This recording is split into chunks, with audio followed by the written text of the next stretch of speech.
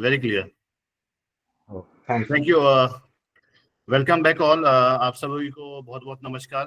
आज अब हम अपने दूसरे सत्र की ओर अपने आईकेएस के इस सीखने की श्रृंखला में आज दूसरा सत्र है हमारा, और हमारे साथ जुड़ चुके हैं डॉक्टर अभिषेक बोस। उनके बारे में थोड़ा ब्रीफ देके फिर सर सेशन को कैरी फॉरवर्ड करेंगे। तो doctor Abhishek Bose locates himself as a someone working at the intersection. He is a researcher, poet, translator, or theater practitioner, not necessarily in that order. His area of interest include arts and aesthetic literary theory, bhakti movement, performance study, and orality. Bose teaches comparative Indian language and literature at University of Calcutta. His doctoral research at Jadavpur University was supported by the fellowship from the Sasakawa Young Leader Fellowship Fund. He is presently a fellow at the Oxford Centre for Hindu Study, UK. He has formerly been a visiting fellow at York University, Canada. He is associated with the Vaishnav Encyclopedia Translation Project at BRC, Kolkata, the editorial board of two projects at the Oxford Centre for Hindu Studies, the research and publication wing of the Vrindavan Research Institute. He writes in both Bangla and English in academic journal as a well popular medium. Thank you sir, thank you for coming. और हमें आज आपसे बहुत कुछ सीखने का मौका मिलेगा, बहुत कुछ सुनने का मौका मिलेगा। तो बहुत बहुत वेलकम सर आपका। Thank you. Thank you. A very good afternoon to you all. I am Abhishek Bose, as we have already heard, and today we are going to have a discussion about bhakti. What does bhakti mean, and how it's important in the arena of Indian knowledge systems?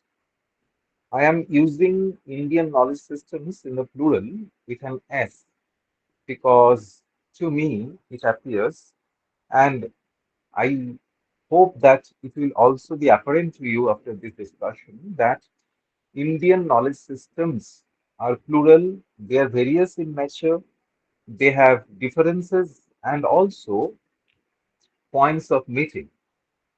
So, bhakti, what does it mean? Let's start from there.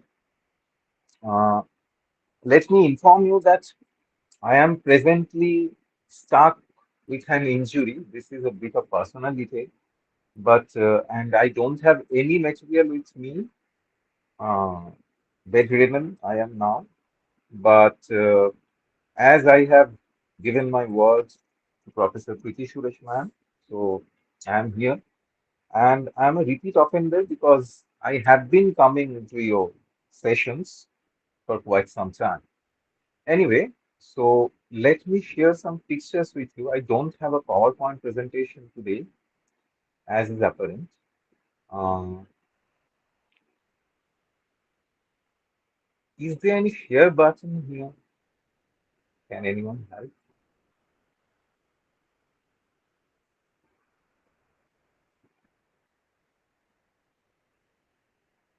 Oh, no. I'll just take 2 minutes to send this to Preeti Suresh ma'am so that she can share it for me while I give the presentation. These are some pictures. So, is it possible? Ma'am, are you here? Yes, sir. Yes. Okay. Apparently, I'm not being able to share these. So, I'm sending you some pictures. Okay. Yeah. Yeah. So, if you can just have you got this?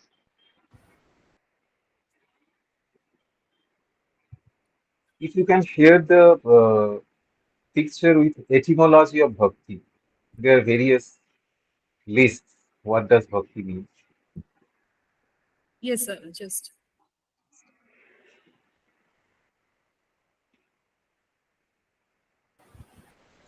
I will just share in the group to the participants. आप में से कोई इसको display कर पाएगा अभी? Arvind sir?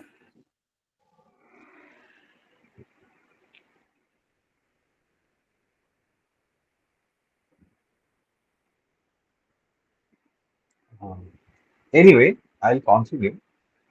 Actually, bhakti means many things. Bhakti, let's start from here that bhakti can broadly mean two things. When we say bhakti, we are talking about an experience, an emotion. So that is the first thing that we relate to bhakti. This is an emotive, experiential phenomenon. And this is connected to our psyche, our mind, and also with the aesthetic aspect of bhakti, which is connected with the rasa. And the second aspect of bhakti that we are going to talk about, and that is often more talked about than the experiential thing, that is the social, cultural, religious, political formation known as bhakti. Say, when we talk about the bhakti movement, the movement of bhakti. Now, how do we imagine a movement that is centered upon bhakti? So there is a sloka, let's start from there. There is a sloka in the Bhagavad Purana, not exactly in the Bhagavad Purana, but the Mahatma part of the Bhagavad Purana. And what is that? That says, Dravide Utpanna Saham Vriddhim Karnatake Gata Sthita Kinchin Maharashtre Gurjare Jirnatam Gata Vrindavanam Punapraptya Navineva Surupiri. The slope goes on, but let's not get into that. It's quite long. So the first few lines, it's actually giving us a geography of bhakti. And as I have said, it's from the Mahatma part of the Bhagavad Purana. Whenever there is a Bhagavad Paran, Bhagavad Katha, then the Mahatma is read. And the Bhagavad Mahatma, what does it do? It is actually extolling the benefits of reading or listening to the Puran, the Bhagavad Mahatma. So Mahatma part is giving us this geography. And there is an interesting story behind this sloka. This is where the sage Narad Rishi, he is wandering. He's traveling around the world, and then he comes across a very frail, weak lady, a very frail, weak lady. And this lady, she's encountered with Narad sage, and Narad asks, "Who are you? Who are you, oh ma'am?" And that lady answers that I am Bhakti. So, in literature, we call it embodiment, personification of concepts, personification of ideas. So, this personification, the personification of Bhakti as a frail, weak lady, Bhakti is saying that I was born in Dravid Desh. Now, I request you to visualize, mentally remember the map of India. Just follow along the route that Bhakti Devi is giving us. She is saying, Dravide Utpanna Saham. I was born in Dravid Desh, down south. And Vriddhim Karnatake Gata. So it goes upwards, the route of Bhakti. I was raised in Karnataka, Kannada Desh. Then Sthita Kinchin Maharashtra. Then I stayed for some time in Maharashtra. Gurjare Jirnatam Gata. I went to the western part of India, Gurjar, which is roughly identifiable with present Gujarat, Rajasthan. So I was there, but there I got weak. Then the root comes back to the central part of India. Vrindavan Punapraptya Naveen Eva Surupini. When I came back to Vrindavan, I bloomed, I flourished, I became beautiful, I became younger again. So see from this that Narad is actually encountering Bhakti Devi. This interview is taking place probably in Vrindavan. So this is mythic. This is not an actual geography that can be put down onto the atlas of India or the Indian subcontinent for that matter. But it gives us a rough idea about the movement, the trajectories of bhakti, and that is very important. Why? For many reasons. To begin with, it gives us an idea that bhakti as an idea and bhakti as a social, cultural, religious, political formation, it is actually going through these places. Now we can take it in two ways. One is that bhakti, it is unchangeable, it is unalterable, and it's as it was born in Dravidesh, it's traveling all the way through Karnataka, through Maharashtra, through Gujarat, and then coming back to Vrindavan. But that is not the entire route of bhakti. I can present the map that my teacher has created. So, whoever is presenting this, there is a map in the pictures. Yes, that is it. So, this is a curious map created by my uh, professor, Dr. Shapon Mujumdar, who has left us 3 years back. But this was a wonderful creation. He actually consolidated 1,000 years of history into one single map. If you can follow along the routes, you'll see that Bhakti, there is one stream that is coming from Dravidesh, going upwards through Karnataka, through Maharashtra, through the western provinces, and then coming back to center part. Vrindavan is around the center, actually, center of gravity of India, the Indian map. But there are also other routes. There is another route which is traveling from the southern parts, the tip, and then going along the eastern coast. It's traveling through Odisha, coming to Bengal, then the northeastern provinces. But the other part, the main part, which the Bhagavad Mahatma has talked about, that has also a branch which is going to the eastern part and traveling all the way to the northeast. I have material, but not right now, to show that these routes actually cover the entire subcontinent. We can trace this to the Sindh province, to places that are now part of the nation state of Pakistan.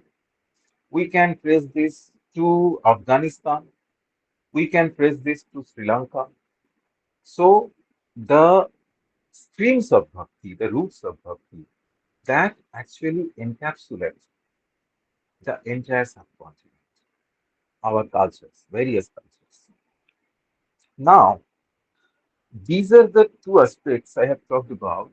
If we can go back to that slide, bhakti as a social experiential phenomena and as a social, yes, this is the one. Sorry for these interruptions.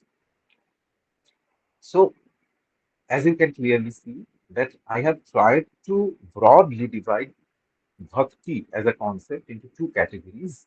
One is the experiential inner phenomenon, and the other is the uh, outer, outside uh, formation, that is the social, cultural, religious, political part of bhakti. And these two parts are, of course, intertwined. Whenever we think about a bhakta, a sant, a sadhu, what we are thinking? We are thinking about someone who has withdrawn from our society, who has withdrawn from our society, who is kind of recluse, who is sitting outside the village, outside the city, who is actually not enjoying any of the material pleasures that we so much uh, desire. So this person, this bhakta, this santa, this sadhu, he or she is outside our society, our social order, our social hierarchy. But is that the case? Is that the case if we dig deeper into the phenomenon of bhakti? What does a bhakta, a sadhu, a santa do? If the society is not there, then the bhakta, sadhu, santa, who he or she will be preaching to. If Kabirji utters a doha, a bijak, if Mahadevi Akka recites a vachan, then there must be listeners. There must who can listen to those vachans, those doha bijak pad. Why? Because Mahadevi Akka or Kabir Sahab or Guru Nanak, they are in in an intimate relationship with the Almighty, with God, with Sahab, with Shiva, with Krishna, whomever it may be. But their words, their vachan, doha, bijak pad, these are for us mortal beings. Only if we listen to their utterances, only then the bhakta becomes a bhakta. He becomes known as a bhakta, sadhu, a sant. Now, this is a curious case. The bhakta santa sadhu, he or she is actually sitting on the fence, the border. He or she is in a no man's land because although she has withdrawn from the social order, she is actually talking about the society itself. She is talking about the inadequacies, the defects, the fo- uh, errors that are being committed by the social order. She is trying to correct us in our wrongdoings. She is trying to guide us to the right path. And that is not only about God or Godhood, it is about the right things to do, about truth, about morality, about fairness, about justice. So these are the things they are discussing all the while. So try to understand this in a simplified manner. The Bhakta Santa Sadhu has withdrawn from society, but yet she is talking about the society. And if anyone else criticizes the social order, she is going to face consequences. The society will protest. The society won't tolerate any criticism of its unfair, unjust. ways. But the Bhakta Santa Sadhu is tolerable. Why? Because the Bhakta Santa Sadhu, they would declare themselves as lunatics, as mad men or women. That is a very interesting point to remember, that the Bhakta Santa Sadhu are always categorized in the same bracket as with lunatics. Right. They also term themselves as Baura, as Pagal, as Diwana, Mastana, Baul. In Bengal, they call themselves Khapa. Khapa means literally a madman. And if we remember Baiju Baura, what does Baura mean? Someone who is bordering on lunacy. So the society should treat them as lunatic people, as madmen and women. That is their key. They are declaring themselves as lunatic. So when I am a lunatic person, the Indian Penal Code does not apply on me. I cannot be prosecuted if I am a madman. And for hundreds of years, the Bhakta, Santa, Sadhu, they have categorized themselves willingly as madmen and women. So the society has to tolerate their criticism. The society has to take them as messages from some unknown realm, from that world, from not from this world, but from that world. So that is the curious position I am going to talk about. The Bhakta Santa Sadhu, they are always sitting on the fence between society and the spiritual world. So they are like a bridge, and they have the freedom, the liberty to criticize society as they like. They can say anything. They can say anything. I remember, not from India, this example. I remember a beautiful kalam by Sufi Rabia Basri. So she was from Basra in Middle East, Basra city. And one day the citizens of Basra, they're seeing Rabia running around the streets of Basra with two clay pots in her hands. On one clay pot, there is fire, and on the other clay pot, there is water. So they are asking, "Oh, Rabia, why are you running around? And why are you holding two pots with fire and water upon them?" Rabia ji answers, this is basically the poem. I'm not going to recite it, I'm just trying to summarize the meaning of that saying. Rabia says that with the fire, I want to burn down Behest, heaven, Swarg, whatever you may call it. And with the water, I want to douse the flames of hell, Narak. Why the citizens of Basra asked Rabia further, why do you want to do that? Why do you want to burn down the behest, the heaven? And why do you want to douse the flames of hell? So Rabia says, because I want to see if there is no behest and no dozak, that is, there is no heaven and no hell, then can people love God?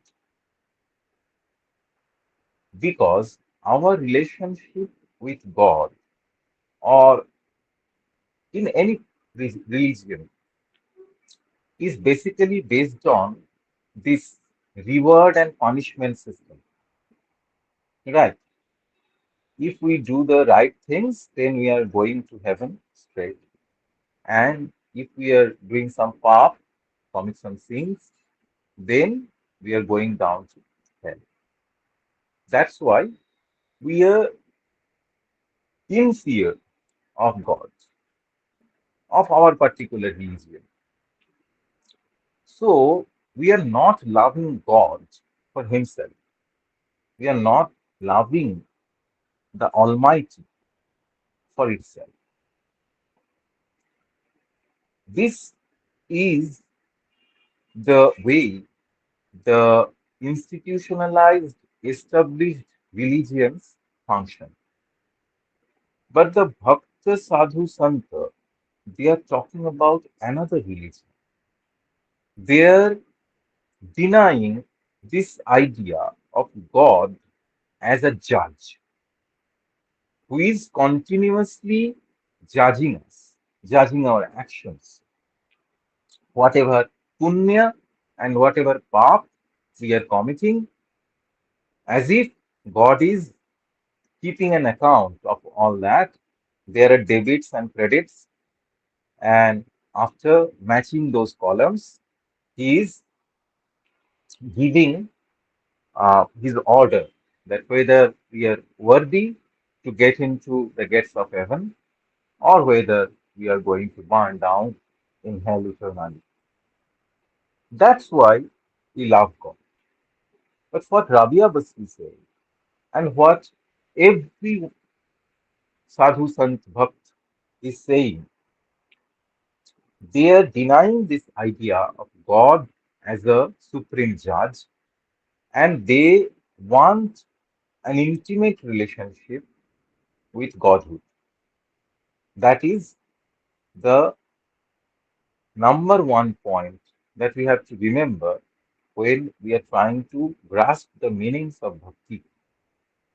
That bhakti in a whole is declining the idea of God as judge, God as the omnipotent, omniscient, omnipresent authority figure, and instead, bhakti is trying to build a concept of God where we have a very personal relationship with him or her. Do you understand my point? That a bhakta is trying to build a relationship. That is the core of bhakti. And not in the temples or in the mosques, but the place of God for them is inside their heart.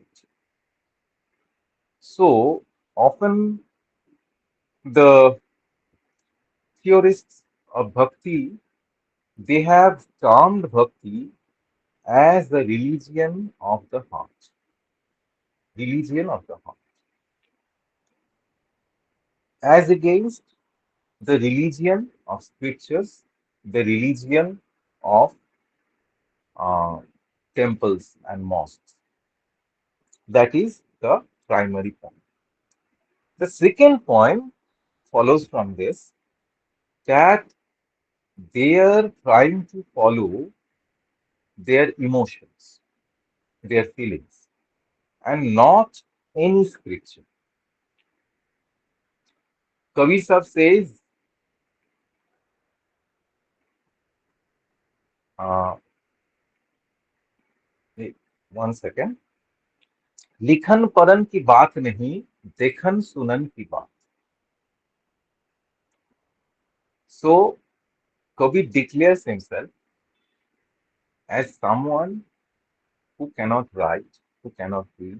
He declares himself to be an illiterate. And he proudly says that this is not about reading or writing. लिखन पढ़न की बात नहीं. So what it is all about? देखन सुनन की बात. So it is about my innermost feelings. It is about seeing and listening. It is about believing in my senses. It is about believing in my own feelings, as opposed to the institutionalized, established religion's way of following the scriptural path. There are scriptures, there are books, and we have to follow that. But the Bhakta would say, the Bhakta would protest that why do you want to follow others' path? You should follow your own path. You should chart your own path as you walk along the way. That is the second point. So there is a primacy of one's own sentiments as opposed to the rules, the regulations, the do's and don'ts that have been laid down in the books, in the Holy Scriptures. The third point also comes from this. There is a primacy of performance over writing, written word. It is very easily understandable. If you remember any Bhakta Santa Sadhu, you will remember them. Just take 5 seconds and close your eyes and try to remember any Bhakta, any Santa, any Sadhu that you have studied or heard about. Mirabai, Kabir Das, Guru Nanak, anyone, Tukaram, and you will see in your mind a picture where someone is singing, someone is speaking, someone is saying things to people, someone can even dance. So these are the things that you remember, that comes to your mind. Because the Bhakta Santa Sadhu, they are always giving more importance to the live performance. The live performance of bhajans and dohas and bijaks and padas, these things, rather than writing. And it becomes the most one of the most important singular fact in the spread of bhakti over the entire horizon of the Indian subcontinent because you are trying to preach your way, your path, your feelings by writing a book. Say it's a manuscript, and this is before the printing age, the age of mechanical reproduction, when you can print like 20,000 or 1 lakh copies of a book in a single machine, and you can distribute them all over the world. And now you can actually, you don't need to even print a physical copy of a book. You can send it as PDF or text files anywhere in the world in a single click of your mouse. But this is before that era. This is before the printing era. So, if you write a book, if you want to make another copy of that book so that your thoughts can be made known to other people, then you have to prepare a physical copy manually. And it will take months, it will take tremendous energy, time, resourcefulness, because paper was not cheap at that point. Paper was one of the most expensive items. Preparing your own ink, writing that, writing was not known to everyone in the society. There were scribes who were skilled in that art of writing. So you have to employ them. You need money for that, and that's quite expensive. Even by today's standards, that appears quite expensive. So you will have to spare gold coins to prepare copies of your manuscript. So for a moment, try to go back in your time machine, your mental time machine to that era. And if you think that you are going to spread your ideas to everyone, then you cannot depend on the book because books cannot be accessible to everyone. For one thing, book preparing a copy of a book is a painstaking thing. And secondly, even if you prepare another copy of your book, that cannot be understood by the masses because they don't know how to read and write. So there is only one way you can teach your ideas. You can spread your ideas. Uh, I should use this verb rather than preach because they're actually spreading, not preaching. Yes, uh, someone is saying something.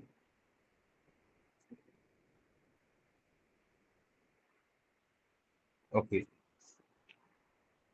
Uh, yes. So you cannot depend on a book to spread your ideas for the masses. Then you need to depend on your performance. You have to sing, you have to dance, you have to give your sermons to your audience. You have to speak. That's why Kabir's this line becomes doubly important. लिखन पढ़न की बात नहीं, देखन सुनन की बात. And that's why, like wildfire, like wildfire, Bhakti has spread from the tip of the southernmost part of our land to the western part, to the east and northeast, everywhere. And as we finish this discussion today, maybe you'll see that bhakti is kind of a binding thread that makes our nation what it is today, that is India. Because bhakti, to me, after uh, all my research and studies, it appears the single binding thing that binds India together. Why? I'm coming to this point.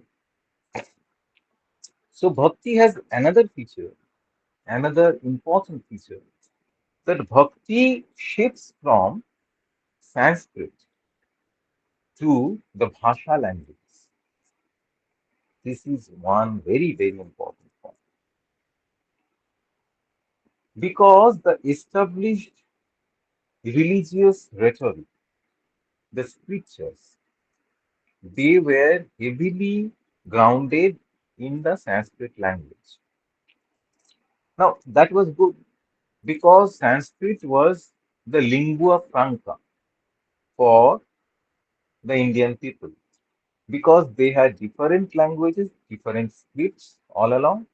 And so, if they have to communicate their scholarship to each other, then they have to depend on the lingua franca.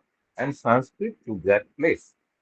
Because if someone in Bengal writes a Sanskrit text, that can be understood by someone working in that same field, sitting in Kashmir, in Kerala, in Gujarat, in Rajasthan, or in Madhya Pradesh or Chhattisgarh. So that is Sanskrit's primary importance. But the problem is Sanskrit, though it became a lingua franca, but the lingua franca was limited to the scholastic people. So, uh, Sanskrit, those who were skilled in the art of understanding Sanskrit, only they can access the knowledge system. Bhakti, Bhakti actually did a paradigmatic shift in this scenario. What did it do? So again, I am taking recourse to Kabir Sahab because he comes to my mind. He says, Sanskrit कुप जल कबीरा भाषा बहता नीर You get my point, right?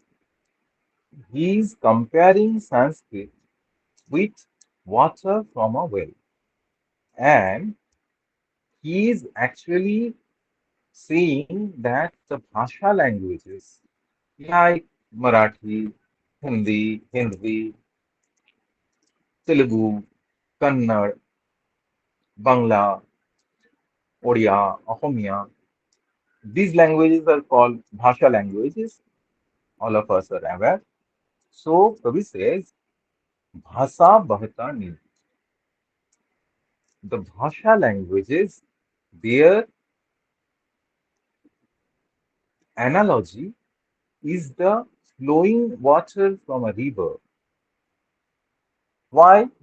This is very interesting to understand that Kabir says the Bhasha languages that are being used by common people, that are being used by masses.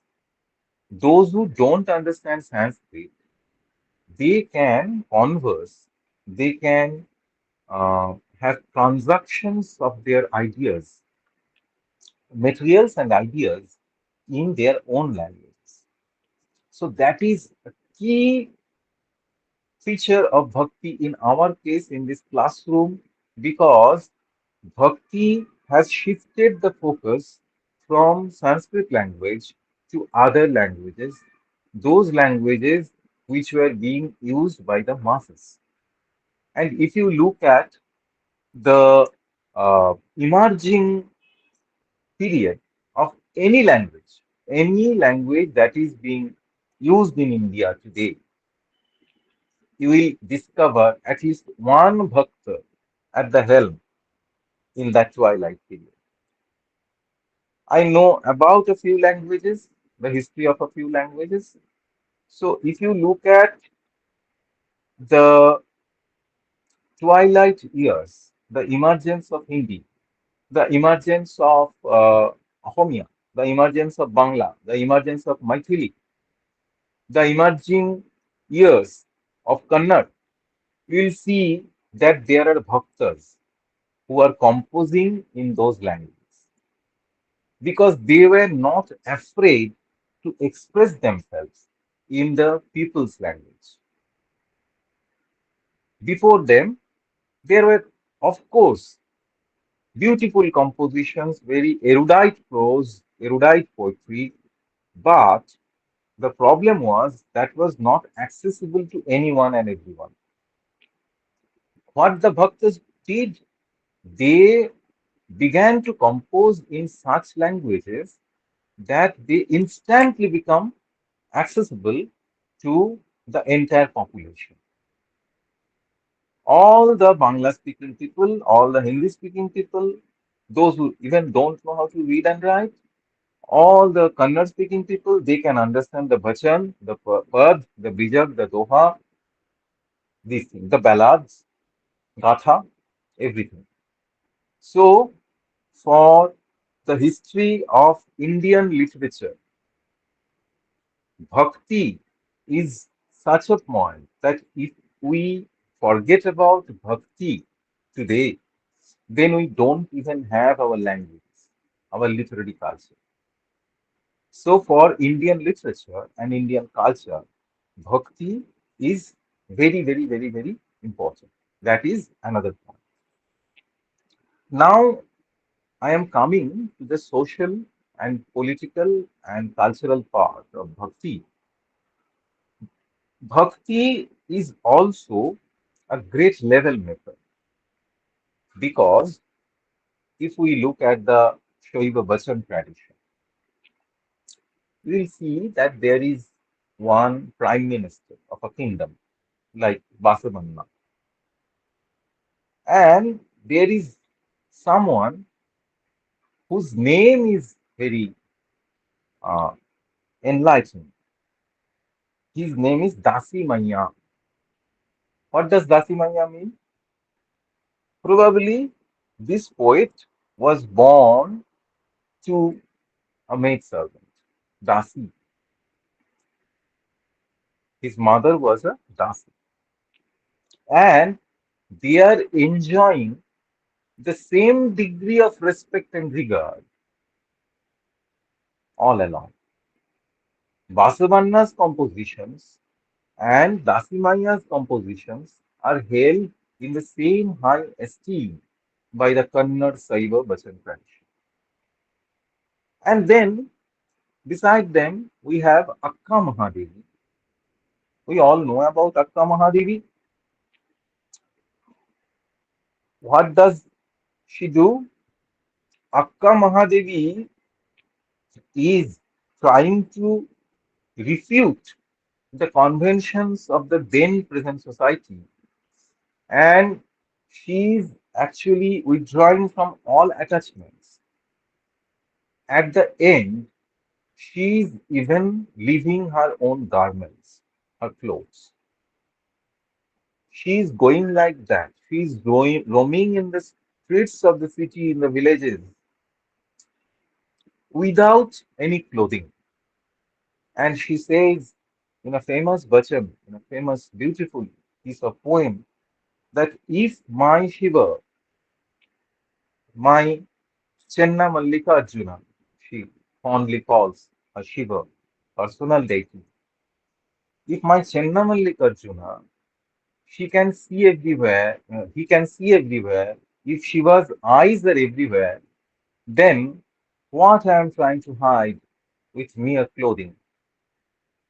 And she says that not this piece of cloth, but the sky becomes my clothing. The sky is covering me. How can this mere piece of cloth, which is uh, like which can perish in a moment, how can that cloth cover my eternal soul? Only the sky can cover it. So that is the spiritual saying of Mahadevi Akka. But if we think about it in a more pragmatic social way, we discover that the society, even at that point, had to tolerate Akka Mahadevi's total denial of the social conventions and the hierarchies. Being a woman in that time, she even denounces the conventions of modesty, the conventions of covering one's private parts, even.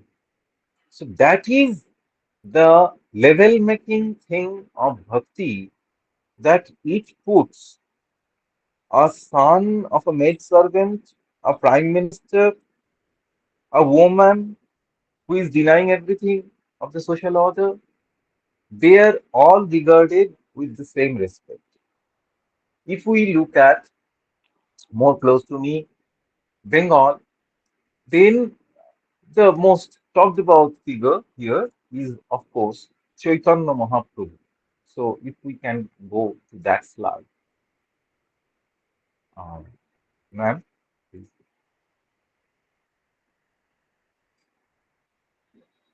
Okay, I'll continue while she goes to that slide. So, Chaitanya Mahaprabhu, he was born in 1486, uh, disappeared in 1533.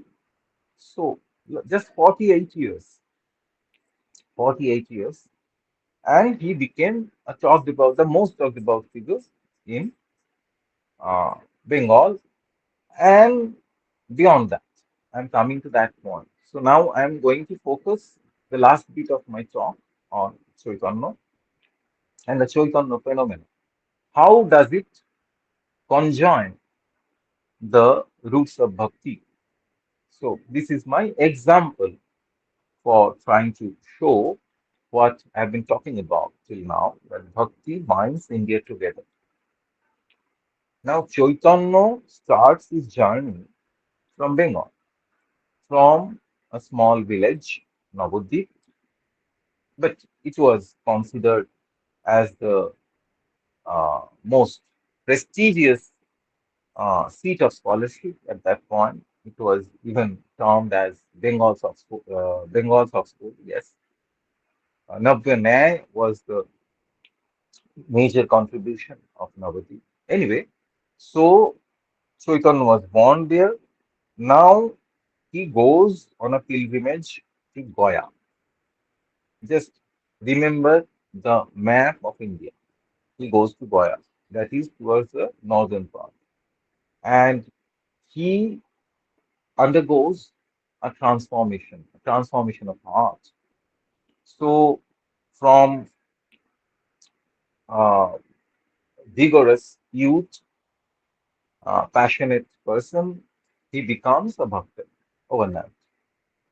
And then he comes back to Bengal. To cut a long story short, then after 1 or 2 years, he accepts sannyas. He renounces household and he wants to travel to Vrindavan. Remember this point that he wants to travel to Vrindavan because he is a bhakta of Krishna and Vrindavan is the place for the Krishna devotees. But after much consideration, his associates, his mother, they all kind of suggest that you should not go that far because Vrindavan was far off from Navadvip, Bengal. So you have to base your camp in Puri. So if we can come to the Puri slide,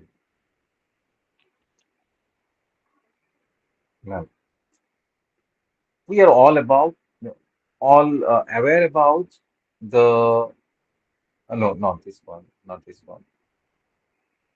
Um, no, yes, this is from a very historical painting uh, by British painters of the Puri Mandir. So there is this triad of Jagannath, Balaram, Subhadra. I know you are all aware about the importance of Puri, but I am talking about another kind of importance. Puri, if you remember the map of India, Puri is on the sea, on the eastern coast, right? Now, if we remember that map of Bhakti, 1,000 years consolidated, you will see that there are two lines from the southern tip.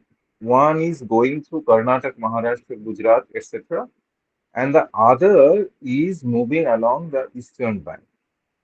So, Puri is on that route. Moreover, Puri enjoys a special importance. Why? Because Puri is actually joining the south with the east. Telangana is just adjacent to Puri after Chilika, the Chilika Lake. And on the other hand, Puri also joins the north with the east. So it's actually sitting as the vortex of a triangle, north, east, south. That is the special privilege. And in early years, there was also sea travel, maritime trade. Puri was an important coastal point in that maritime trade. Anyway, so Puri enjoys a special place because of its position in the map of India. Now, Puri, the Puri temple, it has been built and rebuilt,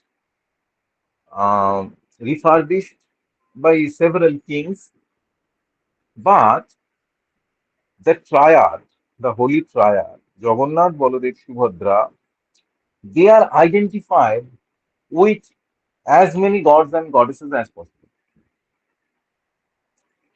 I'll be very brief in pointing that out. Firstly, if we look at the myths of the beginning of the Puri temple, the beginning of the Jagannath part, then we'll discover that they have been previously worshipped by the Shavaras atop the Cantilo Hills. So the tribal people, they have a special right over the deities. And many of the Daitapatis, many of the Pandas of the Puri temple, they are from this Shavara clan, the Daitapati clan. And they can, at times, only they are allowed to touch the deities, not the Brahmins. Only they are allowed to touch the fire. Then they are identified with Vishnu, Shiva, and Durga, Jagannath, Baladev, Subhadra. The Buddhists believe that they actually represent the three Ratna, the three jewels of Buddhism: Dharma, Buddha, and Sangha. The There are some Jainas who believe that Jagannath deity is actually representing a Tirthankar. Ramanuj came, Ramanujacharya from deep south. He came and identified Jagannath with Vishnu. Chaitanya Dev went to Puri and he identified Jagannath with Krishna. Kabir Sahab came to Puri. He established a mosque in Puri called Kabir Chaura. There are several mythologies about that. Guru Nanak came to Puri upon seeing the evening arati of the Jagannath temple. He composed a beautiful poem called Arta that is still recited in some of the Gurudwaras. So, this is my contention, my submission that Puri is the seat principally of the Sagun Sakar streams of, let's say, Hinduism. But interestingly, all the bhaktas, santas, and sadhus from all over India, from south, from north, from west, from east, from northeast, they came to Puri and did their thing. We have to understand that whenever we talk about bhakti as a singular thing, we are actually generalizing various streams and differences that uh, different sampradayas bear within. We have to get a rough idea of this very quickly. So, if we can divide this into the Nirgun and Sagun, then the Sagun becomes Sagun Sakar, Sagun Nirakar. Then the Sagun Sakar is divided into the Shaivite, Vaishnavite, Shakta, Ganapatya, Saurya, etc. etc. The Nirgun strand that is represented by Kabir Sahab, by Guru Nanak Sahab, by Dadu, by Rajab, and others.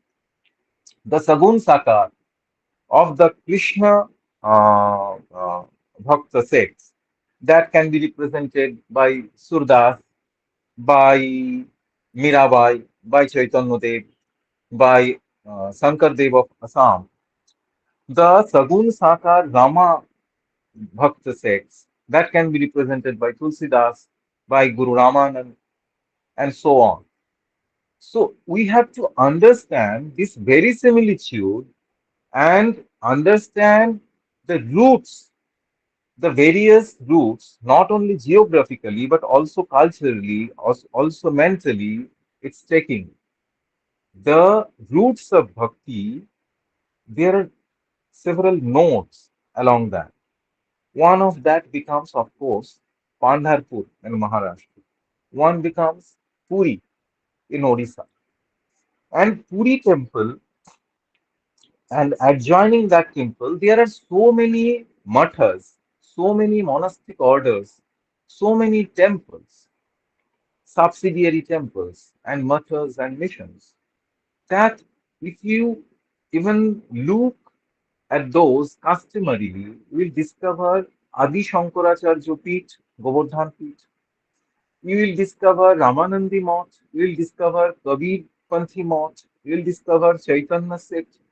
You will discover Ramanuja Acharya's Moth. So many different streams they meet together. And the beauty of it is, all of them, they are preaching different paths, different uh, orders, different belief systems, different literary corpus, but they can all reside together without any conflict. To me, that's the beauty of bhakti, that you can have a different path for you charted by yourself, but it can coexist with other paths. You don't need to force others into your own path, and you don't need to follow others' paths. But because this is the premise, basic premise of bhakti, that you are going to follow whatever is told by your heart, your sentiment, your own feeling, your emotions. So that is the contribution of bhakti in a nutshell to the Indian civilization, that bhakti binds us together. It has tremendous literary contribution, architectural contribution, musicological contribution in case of our languages, our understandings, our food habits, everything. Yet that difference, that difference is united somewhere. So this is the right example, I think the most powerful example of unity in diversity. Bhakti and its roots encompass the entire nation, the entire subcontinent, with various formations and formulations, and yet it comes back together somewhere because it focuses on the mind of the individual. And as there is no mediator, there is no mediator who is going to take your message to your God and going to carry back God's message for you. There is no such hierarchy, such structure in bhakti. Because in bhakti, in any stream of bhakti, you are actually in direct relation with your personal idea of Godhood, be it Nirgun, Sagun, Sakar, Nirakar, Shiva, Krishna, Rama, Durga, anyone, but you are in direct, personal, intimate relationship. You can take God as your lover, as your friend, as your brother, your parent, anything. And the most fascinating part, as everyone is in direct relation with Godhood, so everyone becomes equal. That is the egalitarian aspect of bhakti that has contributed enormously to the coming together of Indian civilization with its diverse languages, diverse cultures, diverse ethnicities, and diverse belief systems. I think if we remember bhakti not as bhaktas but as uh, academics, if we remember bhakti, what did it contribute to the Indian civilization culturally, socially, emotionally, then it will be easier for us to make this into reality. This saying that we are united because we are diverse. Thank you. Thank you for bearing with me, my ramblings.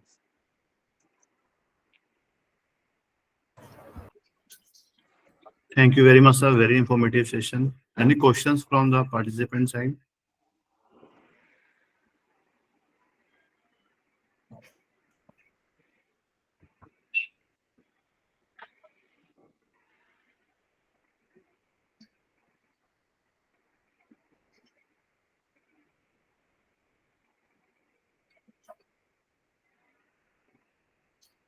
Sir, I have a small question, Yes. but that will supplement to your lecture. But I have a question that Sufism and Bhakti movement, because they Mm-hmm. are the parallels of these, you can say, during this parallel movement, during this medieval period. But one question is that this Sufism and Vaishnavism is a part of this Bhakti movement. Because Bhakti, you can find most of these people, they believed in Krishna culture, some are believed in, because in South you will find Bhakti appeared in a different form. But in northern India, you will find Bhakti appeared in a different form. And Chaitanya was one of the pioneer of this Bhakti movement who spread these ideas even northeast also. Even he came up to Manipur because there Of is a course. testimony. There is a testimony that he has visited Manipur also. So Mm-hmm. that wherever he went, the Krishna culture or the it spread out. Similar things you can see in Odisha also. We found the Krishna as well as Vaishnavism also appeared in two sects, two forms in Odisha also. But sir, one here we can see there is a some kind of because these two parallel ideology it appeared in northern India as well as in eastern India and northern India as well as south. But this Sufism, because in some books it has been written that during when there was a communal violence and to reduce or the tension of communal violence, these two sects or communal sects it appeared in a different forms to set off a brotherhood and fraternity in India. Is it correct, or your presumption is different? If I rightly understand your question, and thanks for your question, uh, you have added some uh, observations to my discussion. Thank you for that. If I rightly understand your question, then you are trying to say whether there are conflicts or there are harmony. Am I right in assuming so? Yes, you are right, sir. Okay. So this is not an easy question, basically. It appears very easy, but it's treacherous. Anyway, I think when let's leave aside the Sufis, when we are talking about, say, a Nirgun Sant, and a Sagun Sakar Sadhu, you know these terminologies vary uh, along their paths. So the Nirgunis are generally called sons. And this at the same time, in Kashi, Kabir Sahab's place and Tulsidas's place, they are not very far from each other. And there are mythical stories about their interactions. Also, at that point only, Madhusudan Saraswati, a very esteemed scholar at that point of Advait Vedanta, you know the Advaitins, they don't actually believe in God. They only believe in Parabrahma. So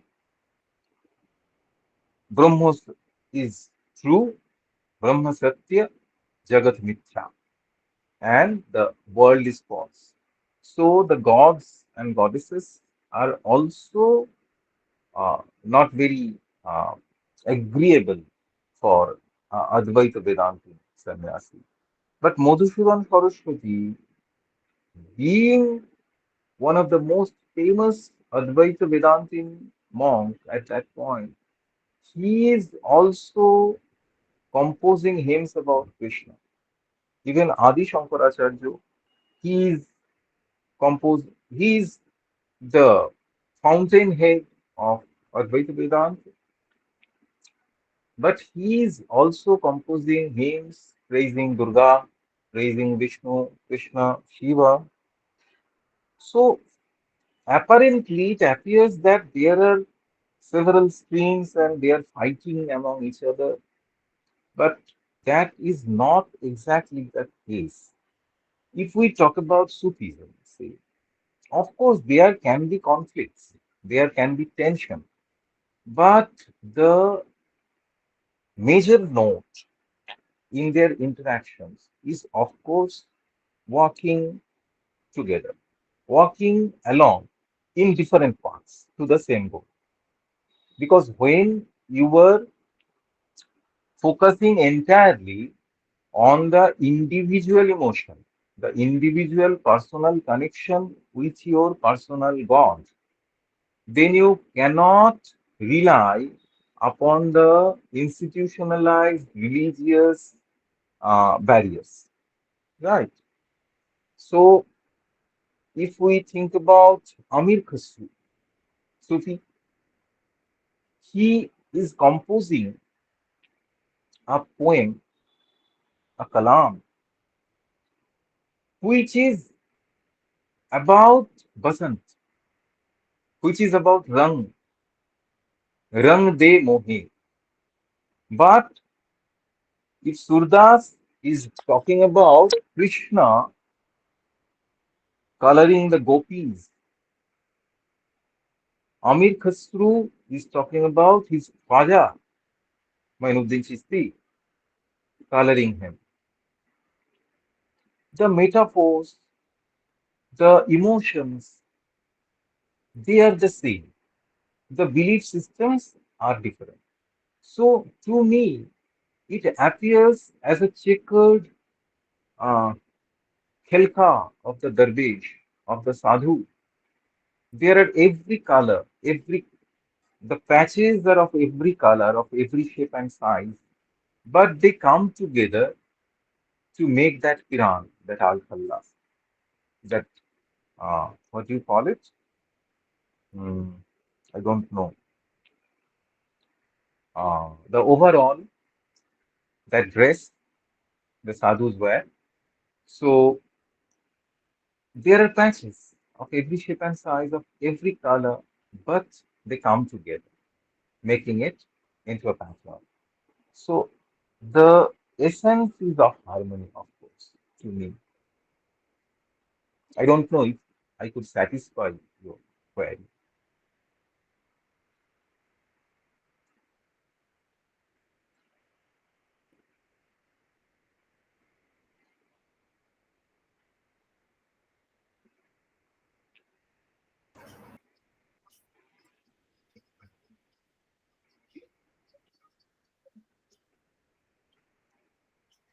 Any more So, questions if you want to ask? और किसी को कुछ doubt है, कुछ पूछना चाहते हैं, discuss करिए सर से।